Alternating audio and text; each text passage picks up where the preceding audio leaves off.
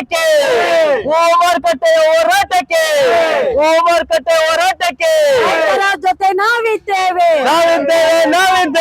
ಹೋರಾಟದಲ್ಲಿ ನಾವಿದ್ದೇವೆ ಯಾತಕ್ಕಾಗಿ ಹೋರಾಟ ನ್ಯಾಯಕ್ಕಾಗಿ ಹೋರಾಟ ಯಾತಕ್ಕಾಗಿ ಹೋರಾಟ ನ್ಯಾಯಕ್ಕಾಗಿ ಹೋರಾಟ ಬೇಕೇ ಬೇಕು ನ್ಯಾಯ ಬೇಕು ಬೇಕೇ ಬೇಕು ನ್ಯಾಯ ಬೇಕು ನ್ಯಾಯ ಅಕ್ರಮ ನಡೆಯಲು ಬಿಡುವುದಿಲ್ಲ ಬಿಡುವುದಿಲ್ಲ ವ್ಯಾಪಾರಸ್ಥರ ಜೊತೆಗೆ ನಾವಿದ್ದೇವೆ ರೈತರು ಉಳಿಯಲೇಬೇಕು ಒಂದು ಇವತ್ತೇನು ITA ಕಾಲೋನಿಯಿಂದ KR ಪುರಂ ರಸ್ತೆಯಲ್ಲಿ ಹಾದು ಹೋಗುವಂತ ಕಡೆಯಲ್ಲಿ ಇಲ್ಲಿ ರೈತ ಮಹಿಳೆಯರು ಇವತ್ತು ಹೂವಿನ ವ್ಯಾಪಾರವನ್ನ ಮಾಡ್ತಾ ಇದ್ದಾರೆ. ಅದು ಸಾಕಷ್ಟು ವರ್ಷಗಳಿಂದ ಮಾಡ್ತಿದ್ದಾರೆ. ಯಾಕಂದ್ರೆ ಅವ್ರಿಗೊಂದು ಕರೆಕ್ಟ್ ಆದಂತ ಒಂದು ಸ್ಥಳ ಇಲ್ಲ ವ್ಯಾಪಾರ ಮಾಡ್ಲಿಕ್ಕೆ. ಬಟ್ ಇವತ್ತು ಫುಟ್ಪಾತ್ ಅಲ್ಲಿ ಇಟ್ಕೊಂಡು ಮಾಡ್ತಾ ಇರುವಾಗ ಅವರು ಇರುವಂತ ಪ್ರದೇಶಗಳು ಇವತ್ತು ಕ್ಲೀನ್ ಆಗಿರ್ಬೇಕು ಅನ್ನುವಂತ ಕಾರಣಕ್ಕೆ ಇವತ್ತು ರೈತ ಸಂಘಟನೆಯಿಂದ ಲಕ್ಷ್ಮಣ್ ಅವರು ಮತ್ತೆ ನಾವು CPM ಪಾರ್ಟಿಯಿಂದ ಎಲ್ಲರೂ ಕೂಡ ಜಂಟಿಯಾಗಿ ಇವತ್ತೊಂದು ಸ್ವಚ್ಛತಾ ಕಾರ್ಯಕ್ರಮವನ್ನ ಇಲ್ಲಿ ಮಾಡ್ಲಿಕ್ಕೆ ಅಂತೇಳಿ ಇವತ್ತು ಪ್ರಯತ್ನ ಮಾಡಿದೀವಿ. ಒಂದು ಸರ್ಕಾರನೂ ಕೂಡ ಅವರಿಗೆ ನೀಟಾಗಿ ವ್ಯಾಪಾರ ಮಾಡ್ಲಿಕ್ಕೆ ರೈತರು ಬೆಳೆದಂತ ಬೆಳೆ ಆಗ್ಬಹುದು ಫಸಲನ್ನ ಅದಕ್ಕೆ ಕರೆಕ್ಟ್ ಆಗಿ ರೀತಿಯಲ್ಲಿ ಅವ್ರು ತಗೊಳ್ಲಿಕ್ಕೆ ಆಗ್ಬೇಕು. ಇಲ್ಲಾಂದ್ರೆ ಮಾರಾಟ ಮಾಡೋರಿಗೆ ವ್ಯವಸ್ಥೆಯನ್ನ ಕಲ್ಪಿಸ್ಕೊಡುವಂತ ಕೆಲಸ ಆಗ್ಬೇಕು. ಇಲ್ಲ ಅಂತಂದ್ರೆ ಇವತ್ತು ಪಾಪ ಆತಂಕದಲ್ಲಿ ಇವತ್ತು ಯಾವಾಗ ಅಂಗಡಿಗಳನ್ನ ತೆಗೆಸ್ತಾರೆ ಮಾಡ್ತಾರೆ ಅಂತೇಳಿ ಬದುಕುವಂತ ಒಂದು ವಾತಾವರಣ ಇವತ್ತು ನಮ್ಮ ಹೆಣ್ಮಕ್ಳಲ್ಲಿ ಇದೆ. ಹಾಗಾಗಿ ನಾವೆಲ್ಲರೂ ಕೂಡ ಅವ್ರ ಜೊತೆಯಲ್ಲಿ ಇರ್ತೀವಿ. ಅವರು ಕೂಡ ತಮ್ಮ ಅಂಗಡಿಗಳ ಮುಂದೆ ಸುತ್ತಮುತ್ತ ಇರುವಂತ ಕಡೆಗಳಲ್ಲಿ ಆಗಿಂದಾಗೆ ಸ್ವಚ್ಛತೆಯನ್ನ ಕಾಪಾಡ್ತಾ ವ್ಯಾಪಾರವನ್ನ ಮಾಡ್ಬೇಕು ಅಂತ ಹೇಳಿ. ಯಾಕಂದ್ರೆ ಬಹುತೇಕ ಕುಟುಂಬಗಳು ಇವತ್ತು ಇದನ್ನೇ ನಂಬ್ಕೊಂಡು ಬದುಕ್ತಿರ್ತಾರೆ. ಅದರಲ್ಲಿ ಸಿಂಗಲ್ ವುಮೆನ್ಸ್ ಇದ್ದಾರೆ.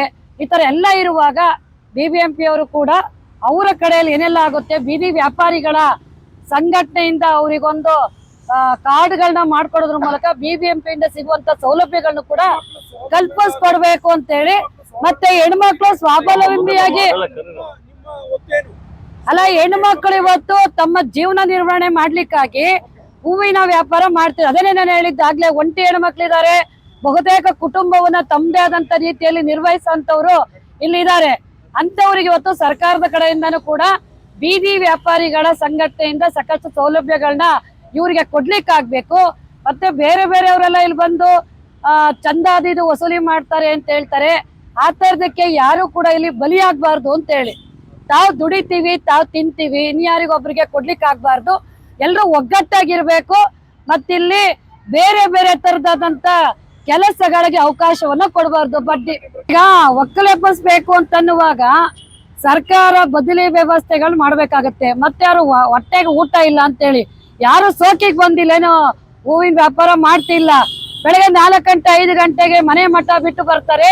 ಇಲ್ಲಿ ಕೂತ್ಕೊಂಡು ವ್ಯಾಪಾರ ಮಾಡ್ಕೊಂಡು ವ್ಯಾಪಾರ ಆದ್ರೆ ಒಳ್ಳೇದು. ವ್ಯಾಪಾರ ಆಗ್ಲಿಲ್ಲ ಅಂದ್ರೆ ಅವತ್ತು ತಣ್ಣೀರ್ ಬಟ್ಟೆ ಆಗ್ಲೇ ಬರುವಾಗ ಕೇಳ್ತಾರೆ ಬೆಳಗ್ಗೆ ₹1 ಕೂಡ ನಮ್ಗೆ ಬಿಸ್ನೆಸ್ ಆಗಿಲ್ಲ ಅಂತೇಳಿ. ಹಾಗಾಗಿ ಇವತ್ತ ಕುಟುಂಬ ನಿರ್ವಹಣೆಗಳು ಕೂಡ ಇವತ್ತು ಸರ್ಕಾರದ ಕರ್ತವ್ಯ ಆಗ್ತದೆ. ಪ್ರತಿಯೊಬ್ಬರಿಗೂ ಕೂಡ ಊಟ ಕೊಡ್ಬೇಕು, ಮನೆ ಕೊಡ್ಬೇಕು, ಅವರು ದುಡಿಯೋ ಜನರಿಗೆ ಕೆಲಸ ಕೊಡ್ಬೇಕು ಅಂತ ಹೇಳಿ ನನ್ನ ದೇಶದ ಸಂವಿಧಾನ ಹೇಳುತ್ತೆ. ಆ ಸಂವಿಧಾನದ ಅಡಿಯಲ್ಲಿ ಇವರು ಇವತ್ತು ಇಲಾಖೆಯ ಯಾವುದೇ ಅಧಿಕಾರಿ ಆಗ್ಲಿ ಎತ್ತಂಗಡಿ ಮಾಡಿಸ್ತೀವಿ ಅಂದಾಗ ಅವರ ಬದಲಿ ವ್ಯವಸ್ಥೆ ಏನು ಅಂತೇಳಿ ಇವರು ಅರ್ಥ ಮಾಡ್ಕೊಳಕ್ ಸಾಧ್ಯ ಆಗ್ಬೇಕು. ಸುಮ್ನೆ ಬಂದು ಕಿರುಕುಳ ಕೊಡೋದಾಗ್ಲಿ ತೊಂದರೆ ಮಾಡಿದ್ದೆ ಆದ್ರೆ ನಾವೆಲ್ಲರೂ ಸೇರಿ ಒಕ್ಕೊರ್ಲಿಂದ ಹೋರಾಟ ಮಾಡ್ತೀವಿ. ಇವರ ಜೊತೆಯಲ್ಲಿ ನಾವು ನಿಲ್ತೀವಿ. ಇವತ್ತಿನ ದಿನ ಸ್ವಚ್ಛತೆಗೆ ಆದ್ಯತೆ ಕೊಟ್ಟು ನಾವು ಇವತ್ತು ಸ್ವಚ್ಛತಾ ಆಂದೋಲನವನ್ನು ಮಾಡ್ತಾ ಇದ್ದೀವಿ. ಇದರಲ್ಲಿ ಬಹಳ ಮುಖ್ಯವಾಗಿ ನಮ್ಮ KR ಪುರಂನಲ್ಲಿ ಇರ್ತಕ್ಕಂಥ ಹಿರಿಯ ಹೋರಾಟಗಾರರು, CPM ಪಕ್ಷದ ಮುಖಂಡರು, ಸಾಮಾಜಿಕ ನ್ಯಾಯಕ್ಕೆ ಸಾಕಷ್ಟು ಕೊಡುಗೆಗಳನ್ನ ಕೊಟ್ಟಿರ್ತಕ್ಕಂಥವ್ರು ಗೌರಕ್ಕ ಅವರು ಇವತ್ತಿನ ದಿನ ತಾವು ಖುದ್ದಾಗಿ ಇವತ್ತಿನ ದಿನ ವ್ಯಾಪಾರಸ್ಥರ ಪರವಾಗಿ ನಾವು ನಿಂತ್ಕೊಳ್ತೀವಿ. ಅವ್ರಿಗೆ ಯಾವುದೇ ಅನಾನುಕೂಲಗಳಾದಾಗ ನಾವು ಸಮೇತ ಅವರು ಧ್ವನಿಯಾಗಿರ್ತೀವಿ ಅಂತಕ್ಕಂಥದಕ್ಕೆ ಧ್ವನಿಗಾಗಿ ಇವತ್ತಿನ ದಿನ ಅವರನ್ನು ಸಮೇತ ತಾವು ನೋಡಿದಂಗೆ ITNಲಿಂದ ಇವತ್ತಿನ ದಿನ ಸ್ವಚ್ಛತಾ ಕಾರ್ಯಕ್ಕೆ ಅವರನ್ನು ತೊಡಗಿಸ್ಕೊಂಡಿದ್ದಾರೆ. ಅವ್ರ ಜೊತೆನಲ್ಲಿ ಇವಾಗ ವನಿತಾ ಅವರು ಬಂದಿದ್ದಾರೆ, ನಮ್ಮ ನಂಜೇಗೌಡರು ಬಂದಿದ್ದಾರೆ, ಹಾಗೆ ಅವ್ರ ಕಾರ್ಯಕರ್ತರು ಬಂದಿದ್ದಾರೆ. ಆಮೇಲೆ ನಮ್ಮ ಸಂಘಟನೆಯಲ್ಲಿ ಇರ್ತಕ್ಕಂಥ ಎಲ್ಲ ಕಾರ್ಯಕರ್ತರು, ನಮ್ಮ ನಾಗರಾಜ್ ಅವರು, ನಂದೀಶ್ ಅವರು, ಚೇತನ್ ಅವರು, ಮಹೇಶ್ ಅವರು, ಪ್ರತಿಯೊಬ್ಬರು ಸಮೇತ ಹೂವು ವ್ಯಾಪಾರಕ್ಕೆ ಯಾವುದೇ ರೀತಿ ತೊಂದರೆ ಆಗ್ಬಾರ್ದು.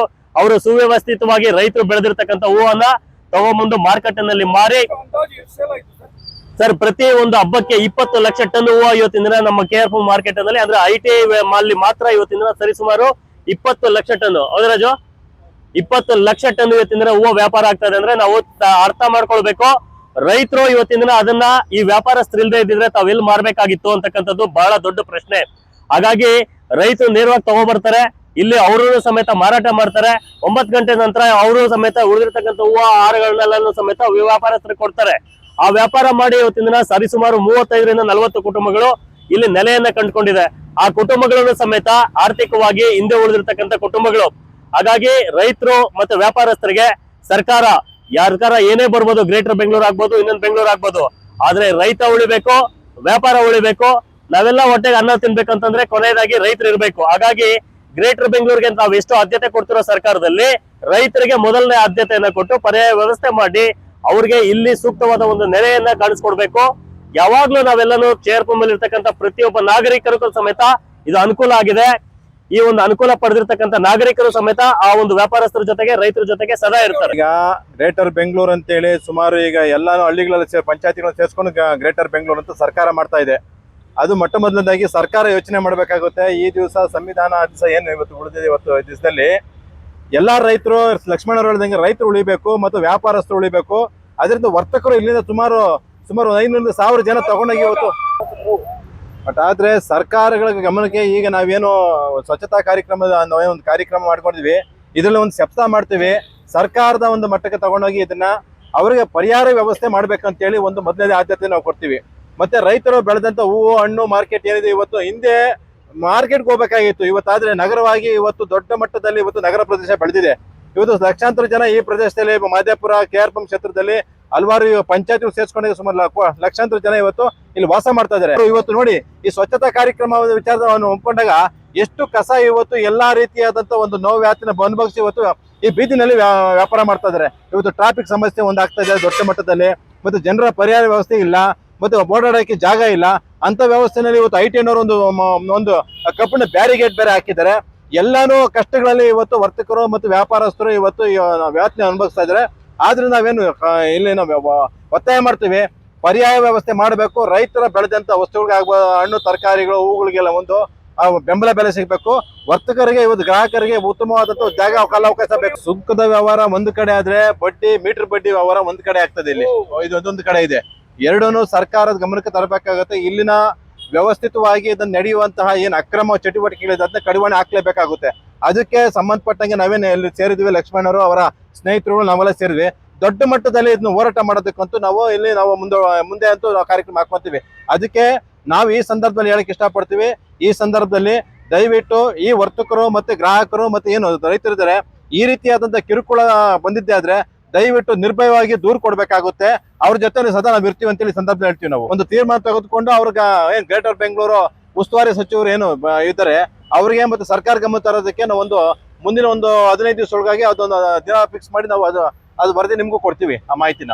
ಸರ್, ವ್ಯಾಪಾರ ಇಲ್ಲ ಅಂತ ಕೇಳಿದ್ರು ಅದೆಲ್ಲ ಕಥೆಗಳು ಹೇಳ್ಬಾರ್ದು. ವ್ಯಾಪಾರ ಇದೆಯೋ ಇಲ್ವೋ ನಮ್ಗೆ ಗೊತ್ತಿಲ್ಲ. ನಮ್ಗೆ ನೀವು ಇಕ್ಕಿದೀರಾ, ನೀವು 50 ರೂಪಾಯಿ ಸುಂಕ ಕೊಟ್ಬಿಡ್ರಿ, ನೀವು ಜಾಸ್ತಿ ಮಾತಾಡ್ಬೇಡ್ರಿ.